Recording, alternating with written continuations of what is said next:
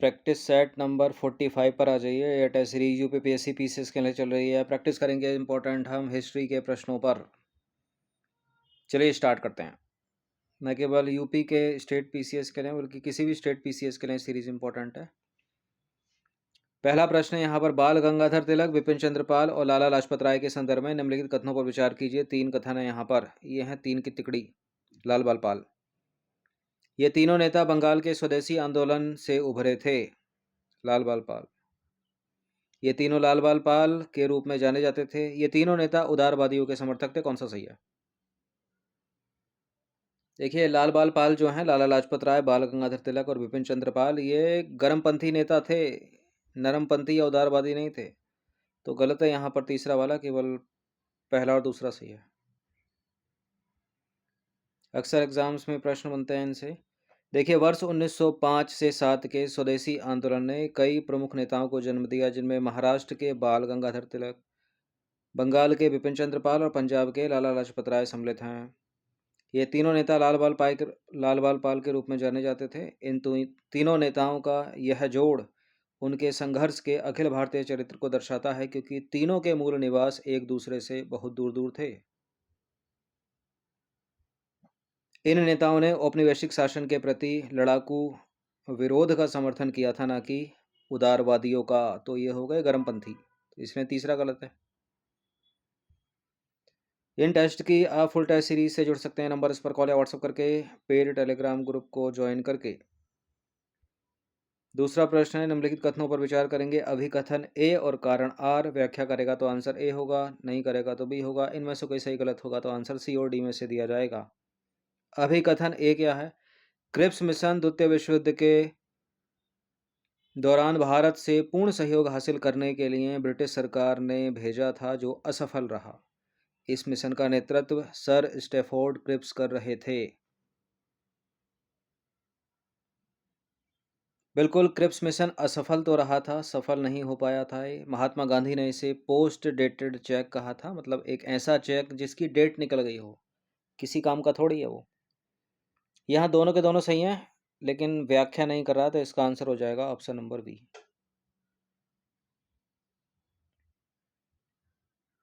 क्योंकि दूसरे में अगर असफलता का कारण होता तो दोनों सही हो जाते, स्पष्टीकरण भी करता। क्रिप्स मिशन भारत आया 22 मार्च 1942 को, और यह मिशन 11 अप्रैल 1942 तक भारत में रहा। इस मिशन का नेतृत्व सर स्टैफोर्ड क्रिप्स कर रहे थे। क्रिप्स मिशन के बारे में कुछ इंपॉर्टेंट पॉइंट्स। यह मिशन दूसरे विश्व युद्ध के दौरान भारत से पूर्ण सहयोग हासिल करने के लिए ब्रिटिश सरकार ने भेजा था। यह मिशन असफल रहा था। एग्जाम्स में कोई स्टेटमेंट बनता है कि क्रिप्स मिशन सफल था, तो गलत है वो। इस मिशन के तहत भारत में एक नए संविधान को तैयार करने के लिए संविधान सभा का गठन किया जाना था। नया संविधान लागू होने तक भारत की रक्षा ब्रिटिश सरकार करेगी। कुछ इस तरह के पॉइंट्स थे जिनकी वजह से भारतीय नहीं माने और असफल रहा ये। सत्ता का हस्तांतरण और अल्पसंख्यकों के अधिकारों को संविधान सभा और ब्रिटिश सरकार के बीच बातचीत से तय किया जाना था।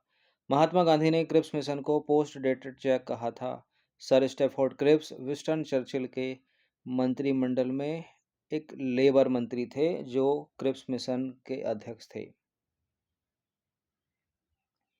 अगला प्रश्न, सर स्टैफोर्ड क्रिप्स की योजना में परिकल्पित किया गया था कि द्वितीय विश्व युद्ध के बाद भारत को विधायी स्वतंत्रता दी जाएगी, पूर्ण स्वतंत्रता दी जाएगी, मुस्लिम लीग भारतीय स्वतंत्रता की मांग करने वाले कांग्रेस आंदोलन में शामिल होगी, या भारत को नया संविधान बनाने के लिए संविधान सभा प्रदान की जाएगी।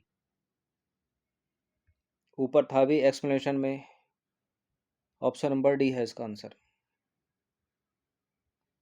देखिए, सर स्टैफोर्ड क्रिप्स की योजना मार्च 1942 में द्वितीय विश्व युद्ध के दौरान सर स्टैफोर्ड क्रिप्स को ब्रिटिश सरकार द्वारा भारत भेजा गया था, ताकि युद्ध के प्रयासों के लिए भारतीय सहयोग और समर्थन प्राप्त किया जा सके। क्रिप्स द्वारा प्रस्तावित योजना भारत को स्वशासन प्रदान करने की दिशा में एक महत्वपूर्ण कदम था। संविधान सभा का प्रस्ताव, क्रिप्स योजना ने युद्ध के बाद भारत के लिए एक नए संविधान को तैयार करने के लिए एक संविधान सभा की स्थापना का प्रस्ताव रखा। यह एक बड़ा कदम था, क्योंकि इसने भारतीयों को अपना संविधान तैयार करने के अधिकार को स्वीकार किया। चौथा प्रश्न है, किस ब्रिटिश प्रधानमंत्री ने क्रिप्स मिशन को भारत भेजा था? ऊपर था भी एक्सप्लेनेशन में, विंस्टन चर्चिल। देखिए, विंस्टन चर्चिल जो उस समय ब्रिटिश प्रधानमंत्री थे ने 1942 में भारत में क्रिप्स मिशन भेजा। आगमन है इसका 22-23 मार्च 1942। इसका अध्यक्ष नेतृत्व स्टैफोर्ड क्रिप्स ने किया, जो एक वरिष्ठ मंत्री और लेबर पार्टी के सदस्य थे। मिशन का उद्देश्य द्वितीय विश्व युद्ध के लिए भारत का समर्थन प्राप्त करना था।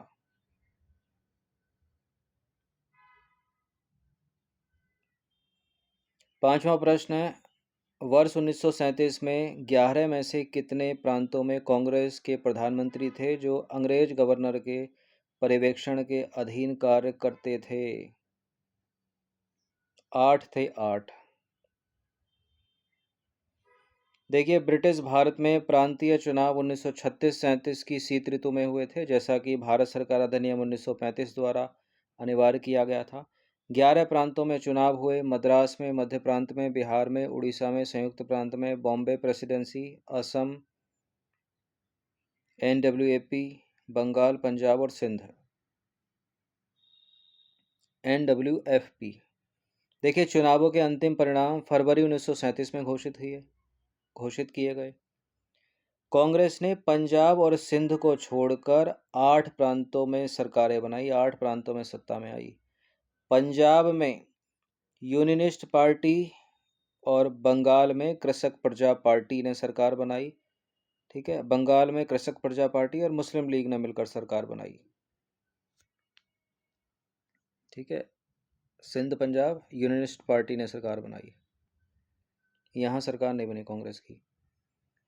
भारतीय लोगों से परामर्श किए बिना द्वितीय विश्व युद्ध में भारत को शामिल घोषित करने की वायसराय लॉर्ड लिनलिथगो की कार्यवाही के विरोध में कांग्रेस मंत्रिमंडल ने अक्टूबर और नवंबर 1939 में इस्तीफा दे दिया। ये प्रश्न इंपॉर्टेंट है, डेट के साथ, सन के साथ याद रखिएगा कब इस्तीफा दिया था कांग्रेस मंत्रिमंडल ने, क्यों दिया था? क्योंकि बिना उनकी सहमति के भारत का नाम द्वितीय विश्व युद्ध में शामिल कर लिया। मद्रास के माइलापुर और ट्रिप्लिकेन स्थानों का संबंध निम्नलिखित में से किससे था? बंदरगाह नगर, व्यापारिक केंद्र, शिल्पकला केंद्र, हिंदू धार्मिक केंद्र। मद्रास के माइलापुर तथा ट्रिप्लिकेन स्थानों का संबंध हिंदू धार्मिक केंद्र। मद्रास के माइलापुर और ट्रिप्लिकेन स्थानों का संबंध हिंदू धार्मिक केंद्र से था। बाद में आरकोट के नवाब ट्रिप्लिकेन में जा बसे, जो बाद में मुस्लिम आबादी का केंद्र बन गया। ईस्ट इंडिया कंपनी के द्वारा कलकत्ता में सर्वोच्च न्यायालय की स्थापना कब की गई थी? 1773 में। 1773 में ईस्ट इंडिया कंपनी द्वारा कलकत्ता में सर्वोच्च न्यायालय की स्थापना की गई। यह स्थापना 1773 के रेगुलेटिंग एक्ट, हिंदी में विनियमन अधिनियम के तहत की गई थी, जिसके द्वारा कलकत्ता के फोर्ट विलियम में शीर्ष अदालत के रूप में एक मुख्य न्यायाधीश और 3 अन्य न्यायाधीशों का न्यायालय स्थापित किया गया। प्रमुख मुख्य न्यायाधीश हमेशा याद रखिएगा, सर एलिजा इम्पे।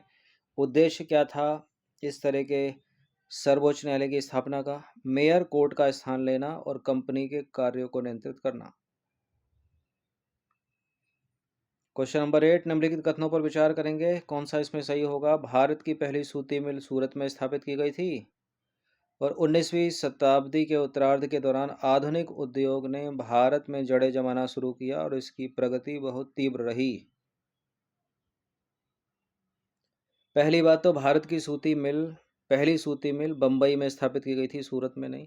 19वीं शताब्दी के उत्तरार्ध के दौरान आधुनिक उद्योग ने भारत में जड़ें जमाना शुरू किया। कोई चीज़ जड़ें जमा रही है तो प्रगति धीमी रहेगी ना, और इसकी प्रगति बहुत तीव्र नहीं, धीमी रही इसकी प्रगति, तो गलत है, दोनों के दोनों, डी है इसका आंसर। देखिए, भारत की पहली सूती मिल बम्बई में स्थापित की गई थी, सूरत में नहीं। बम्बई में स्थापित होने वाली पहली सूती mill Bombay spinning and weaving company थी। इसकी स्थापना 7 जुलाई 1884 को कापसजी नाना भाई डांवर ने और उनके सहयोगियों ने ताड़देव में की थी। 19वीं शताब्दी के उत्तरार्ध के दौरान आधुनिक भारत ने भारत में जड़ें जमाना शुरू किया, लेकिन इसकी प्रगति बहुत धीमी रही, तीव्र नहीं। बम्बई, मद्रास और कलकत्ता में विश्वविद्यालय पूछ रहा है, कभी कभी उच्च न्यायालय पूछ लेता है। तो अगर पूछे बम्बई, मद्रास और कलकत्ता में विश्वविद्यालय की स्थापना कब की गई, तो उत्तर है 1857। और उच्च न्यायालय पूछ ले तो उत्तर है 1862। यहाँ विश्वविद्यालय पूछा है तो आंसर क्या हो जाएगा, 1857। देखिए, बम्बई, मद्रास और कलकत्ता में विश्वविद्यालय की स्थापना 1857 में की गई। कलकत्ता विश्वविद्यालय की स्थापना 24 जनवरी 1857 को, बम्बई विश्वविद्यालय की स्थापना 18 जुलाई 1857 को और मद्रास विश्वविद्यालय की स्थापना 5 सितंबर 1857 को हुई। ये भारत के पहले 3 विश्वविद्यालय थे। इन विश्वविद्यालयों की स्थापना तत्कालीन लंदन विश्वविद्यालय के नमूने पर की गई थी। इन विश्वविद्यालयों में उच्च शिक्षा के ब्रिटिश मॉडल का पालन किया गया। भारत में कलकत्ता, बॉम्बे और मद्रास के उच्च न्यायालयों की स्थापना 1862 में की गई थी। अगर हाईकोर्ट के बारे में पूछे तो ये तीनों उच्च न्यायालय 1861 के भारतीय उच्च न्यायालय अधिनियम के तहत स्थापित प्रमुख उच्च न्यायालय थे, जिनमें पहला अगर पूछ ले तो कलकत्ता उच्च न्यायालय 14 मई 1862 भारत का सबसे पुराना उच्च न्यायालय। इन तीनों में कलकत्ता उच्च न्यायालय की स्थापना सबसे पहले। इसमें 25 प्रश्न है, ठीक है, इस टेस्ट में। निम्नलिखित कथनों पर विचार करेंगे। दिल्ली को 12 दिसंबर 1911 में ब्रिटिश भारत की राजधानी घोषित किया गया था। इससे पहले भारत की राजधानी कलकत्ता थी। नई दिल्ली का डिज़ाइन एडविन ल्यूटियंस और हर्बर्ट बेकर ने तैयार किया था।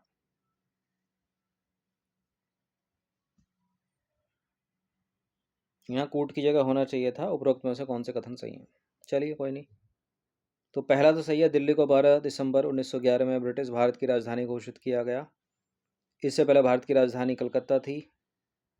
और नई दिल्ली का डिज़ाइन एडविन ल्यूटियंस और हर्बर्ट बेकर ने तैयार किया था। बिल्कुल तीनों के तीनों करेक्ट है, इसका आंसर 1 2 3। देखिए, जॉर्ज पंचम के द्वारा दिल्ली को 12 दिसंबर 1911 में ब्रिटिश भारत की राजधानी घोषित किया गया। औपचारिक रूप से इसे 13 फरवरी 1931 को नई राजधानी के रूप में स्थापित किया गया। इससे पहले भारत की राजधानी कलकत्ता थी, जो अब कोलकाता है। देखिए, घोषणा की बात करें, कुछ इंपॉर्टेंट घोषणा 12 दिसंबर 1911 को दिल्ली दरबार में की गई। उद्घाटन 13 फरवरी 1931 को वायसराय लॉर्ड इरविन द्वारा किया गया। स्थानांतरण राजधानी को कलकत्ता से दिल्ली स्थानांतरित किया गया था। और डिज़ाइन नई दिल्ली का डिज़ाइन एडविन ल्यूटियंस और हर्बर्ट बेकर ने तैयार किया था। ठीक है, 1 लाइनर में बुलेट पॉइंट है ये। 11 प्रश्न है। 1911 में निर्मित गेटवे ऑफ इंडिया निम्नलिखित में से किस शैली का उदाहरण है। यह है गुजराती शैली, बम्बई में है ये। देखिए, जॉर्ज पंचम और उनकी पत्नी मैरी के स्वागत के लिए 1911 में गेटवे ऑफ इंडिया का निर्माण किया गया। इसे परंपरागत गुजराती शैली में बनाया गया। जमशेद जी टाटा ने इसी शैली में ताजमहल होटल का निर्माण करवाया था, बम्बई में। अगला प्रश्न, 12वां प्रश्न है। निम्नलिखित में से किस स्थापत्य शैली में भारतीय और यूरोपीय दोनों की विशेषता देखने को मिलती है। भारतीय और यूरोपीय दोनों की विशेषता देखने को मिलती है इंडो सारासैनिक शैली में। ठीक है, ऑप्शन नंबर बी है इसका आंसर। इंडो सारासैनिक स्थापत्य शैली में भारतीय और यूरोपीय दोनों की विशेषताएं देखने को मिलती हैं। इंडो शब्द हिंदू का संक्षिप्त रूप था, जबकि सारसैन शब्द का प्रयोग यूरोप के लोग मुसलमानों को संबोधित करने के लिए करते थे। यहाँ की मध्यकालीन इमारतों, गुंबदों, छतरियों, जालियों, मेहराबों से यह शैली काफ़ी प्रभावित थी। सार्वजनिक वास्तुशिल्प में भारतीय शैलियों का समावेश करके अंग्रेज यह साबित करना चाहते थे कि यहाँ के वैध और स्वाभाविक शासक हैं। वे यहाँ के वैध और स्वाभाविक शासक हैं। वैध यानी लीगल।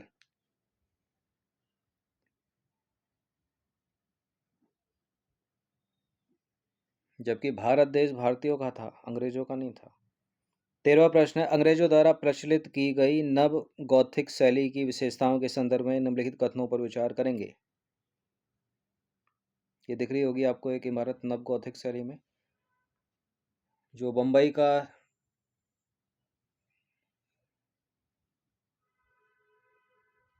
जो विक्टोरिया टर्मिनस है वो इसी नव गॉथिक शैली में बना हुआ है।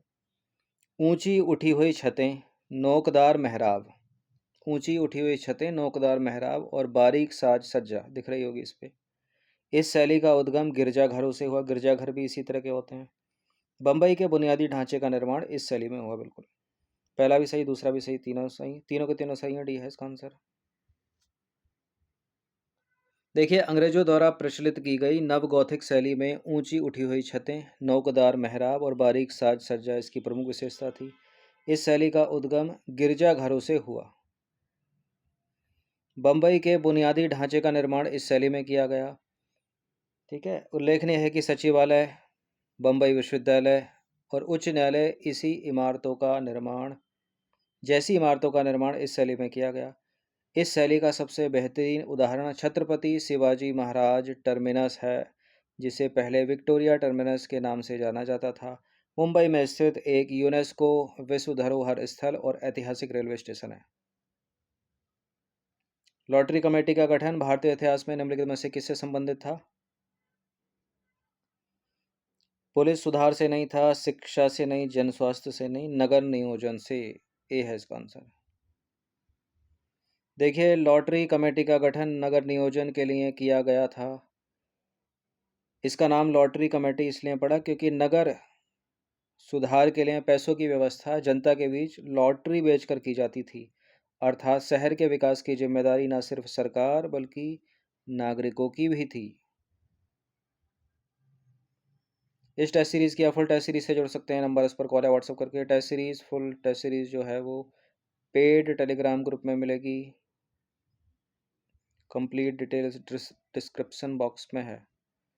15 प्रश्न है। निम्नलिखित में से किस गवर्नर जनरल ने नगर नियोजन की आवश्यकता पर एक प्रशासकीय आदेश जारी किया? देखिए, एक प्रश्न बड़ा पूछा जाता है, भारत में स्थानीय स्वशासन का पिता किसे कहा जाता है? तो लॉर्ड रिपन उसका उत्तर है, लेकिन यहाँ उत्तर कुछ और है। यहाँ प्रश्न पूछ रहा है किस गवर्नर जनरल ने नगर नियोजन की आवश्यकता पर एक प्रशासकीय आदेश जारी किया? उसका उत्तर है Lord Wellesley. Governor general Lord Wellesley ने 1803 में नगर नियोजन की आवश्यकता पर एक प्रशासकीय आदेश जारी किया और इस विषय में कई कमेटियों का गठन किया। इसके बाद जन स्वास्थ्य एक विचार बन गया। तमिल में पेठ शब्द निम्नलिखित में से किसके लिए प्रयोग किया जाता था? पेठ शब्द प्रयोग किया जाता था बस्ती के लिए। ठीक है, ए है इसका आंसर। देखिए, तमिल में पेठ शब्द बस्ती के लिए प्रयोग किया जाता था और पुरम शब्द गांव के लिए प्रयोग किया जाता था। कालीकट चित्रकला का संबंध निम्नलिखित में से किस क्षेत्र से था? कलकत्ता से था। कालीकट चित्रकला का संबंध कलकत्ता से था। कालीकट चित्रकला का उद्गम लगभग 19वीं सदी में कोलकाता के कालीघाट मंदिर में हुआ माना जाता है। इस चित्रकला में मुख्यतः हिंदू देवी देवताओं तथा उस समय पारंपरिक किंवदंतियों के पात्रों के चित्रण विशेषता देखने को मिलते हैं। मद्रास में पेरियार और बन्नियार के संबंध में कौन सा कथन सही है? गरीब कामगार वर्ग, ऑप्शन नंबर बी। मद्रास में पेरियार और बन्नियार का संबंध गरीब कामगार वर्ग से था। मद्रास में बेल्लालार का संबंध निम्नलिखित में से किससे था? बेल्लालार थी एक स्थानीय ग्रामीण जाति। किसान वर्ग नहीं है, शिल्प वर्ग नहीं है, कर एकत्र करने वाला विशिष्ट समुदाय नहीं। देखिए, मद्रास में कंपनी के तहत नौकरी पाने वाले सभी बेल्लालार ही थे। यह एक स्थानीय ग्रामीण जाति थी। इसी प्रकार तेलुगु कोमाटी समुदाय मद्रास में एक ताकतवर व्यावसायिक समूह था। 20वां प्रश्न है, भारत में अंग्रेजी कंपनी की व्यापारिक गतिविधियों का प्रथम केंद्र कौन सा था? कौन सा था भारत में अंग्रेजी कंपनी की व्यापारिक गतिविधियों का केंद्र? ये था गुजरात का सूरत। भारत में अंग्रेजी कंपनी की व्यापारिक गतिविधियों का केंद्र पश्चिमी तट पर स्थित सूरत शहर था। 21वां प्रश्न 3 स्टेटमेंट वाला, अंग्रेजों ने पूर्वी तट पर स्थित चेन्नापट्टनम में व्यापारिक चौकी स्थापित की। अंग्रेजों ने चेन्नापट्टनम में बसने का अधिकार स्थानीय सामंतों से खरीदा था। डच प्रतिद्वंदियों के कारण अंग्रेजों को मद्रास की किलेबंदी करनी पड़ी। इंपॉर्टेंट लाइन है बड़ी। अंग्रेजों को मद्रास की किलेबंदी करनी पड़ी किसके डर से? फ्रांसीसियों के डर से। इस बात को याद रखना। पहला और दूसरा सही है, तीसरा वाला गलत है। देखिए, अंग्रेजों ने 1639 में पूर्वी तट पर स्थित चेन्नापट्टनम मद्रास में एक व्यापारिक चौकी स्थापित की। दूसरा भी सही है, अंग्रेजों ने चेन्नापट्टनम में बसने का अधिकार स्थानीय सामंतों कालाहस्ती के नायकों से खरीदा था। ठीक है, स्थानीय सामंतों को कालाहस्ती के नायकों से खरीदा था। तो दूसरा वाला तो ठीक है, तीसरा गलत है। देखिए, फ्रांसीसी कंपनी की प्रतिद्वंदिता के कारण अंग्रेजों को मद्रास की किलेबंदी करनी पड़ी और अपने प्रतिनिधियों को ज़्यादा राजनीतिक व प्रशासकीय जिम्मेदारी सौंपनी पड़ी। 1761 में फ्रांसीसियों की हार के बाद मद्रास सुरक्षित हो गया। वह एक महत्वपूर्ण व्यापारिक शहर के रूप में विकसित होने लगा। विनोदिनी दासी किस क्षेत्र से संबंधित थी? रंगमंच, बंगाली रंगमंच। विनोदिनी दासी समय है 1836 से 1941 तक। इनका संबंध बंगाली रंगमंच से था। उन्होंने स्टार थिएटर कलकत्ता की स्थापना की 1883 में। ठीक है, स्थापना में मुख्य भूमिका निभाई स्टार थिएटर कलकत्ता में। यह थिएटर कई प्रसिद्ध नाटकों के लिए जाना जाता है। इन्होंने अमार कथा नाम से अपनी आत्मकथा लिखी। विनोदिनी दासी। नंबर 23, ब्रिटिश काल में प्रचलित पल्लाडियन शैली का संबंध निम्नलिखित में से किससे है? दिख रहा होगा, भवन निर्माण ही है ये। बी है इसका आंसर। देखिए, 18वीं सदी के अंत में अंग्रेजों ने निजी मकान बनाने प्रारंभ कर दिए। इनमें से ज़्यादातर मकान पल्लाडियन शैली में थे, जिनमें गर्मी से बचने के लिए खंभों के सहारे बड़े बरामदे बनाए जाते थे। और आज तक बन रहे हैं इस तरह के घर, खुले हुए जो होते हैं। निम्नलिखित युग्मों पर विचार करेंगे। यह है किला, यह है स्थान। Fort saint George, fort William. उपर्युक्त युग्मों में से कौन से सही सम्मिलित हैं? फोर्ट सेंट जॉर्ज मद्रास में है, फोर्ट विलियम कलकत्ता में। दोनों के दोनों मिसमैच हैं। डी है इसका आंसर। उपरोक्त दोनों युग्म का सही सुमेलन कुछ इस प्रकार से होगा। फोर्ट सेंट जॉर्ज मद्रास में, फोर्ट विलियम कलकत्ता में। देखिए, मद्रास में फोर्ट सेंट जॉर्ज, कलकत्ता में फोर्ट विलियम तथा बम्बई में स्थित फोर्ट जो है ब्रिटिश आबादी के रूप में जाने जाते थे। यूरोपीय व्यापारियों के साथ साथ लेन देन चलाने वाले भारतीय व्यापारी, कारीगर और कामगार इन किलों के बाहर अलग बस्तियों में रहते थे, जो व्यापारी वर्ग था।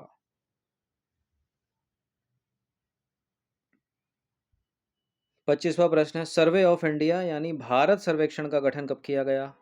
1878, 1880, 1875, 1902। सर्वे ऑफ इंडिया भारत सर्वेक्षण का गठन किया गया 1878 में, यानी ऑप्शन नंबर ए है इसका आंसर।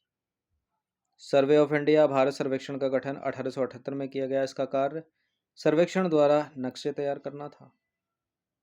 तो हिस्ट्री के ये 25 प्रश्न थे, प्रैक्टिस कर लीजिएगा इनकी। इसी तरह के प्रश्न एग्जाम्स में बनते हैं। धन्यवाद।